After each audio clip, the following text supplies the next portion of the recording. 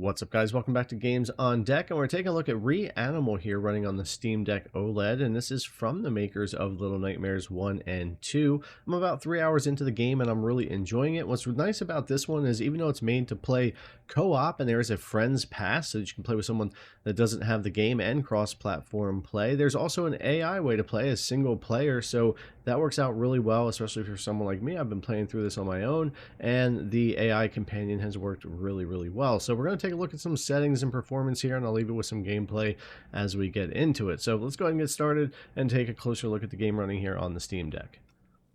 Now again, performance is really going to vary depending on where we're at in the game and that type of thing, and settings, which we're going to take a look at. I think ultimately you're going to wind up with pretty much low settings, or low with maybe a couple of medium here and there, and some FSR to keep it where you need it, at least for now. I think some patches and stuff will fix that up. But at full screen 800p FSR quality here, and the low preset turned on just in this little area.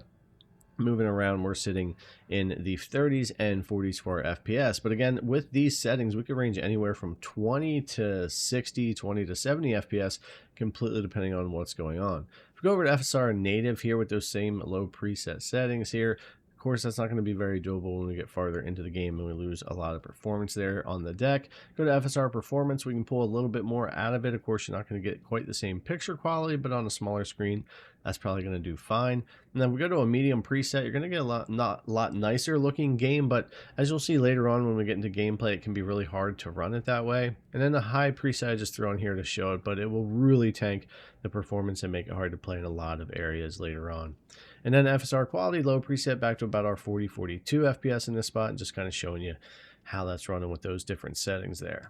Now, if we run inside this building here, you'll see things will change dramatically for our FPS. We'll go to 60s and 70s here, and then there's other areas it's going to do more like in the 20s or 30s and then bounce back up. So this is probably a really good game to cap at 30 or 40 FPS and maintain that when you can. But again, there's still going to be areas that run under 30 FPS, at least for now, until there's probably some patches and performance fixes that I think will actually help this even out and run a little bit better, not just on the Steam Deck, but on other devices as well. But ultimately, I am enjoying my time with it. Frame times are pretty good. There's plenty of room here to lock this down, and ultimately, I think it can get straightened out. The game itself, though, is really enjoyable, and like I said, I'm about 3-4 hours into it, and I'm really having fun with it. And I do like that they made that single-player option for people like me who need that. But anyways, I'm going to leave you guys with some gameplay to check out so you can see how it's playing here on the Steam Deck. Thanks a lot for coming to watch, and I'll see you in the next one.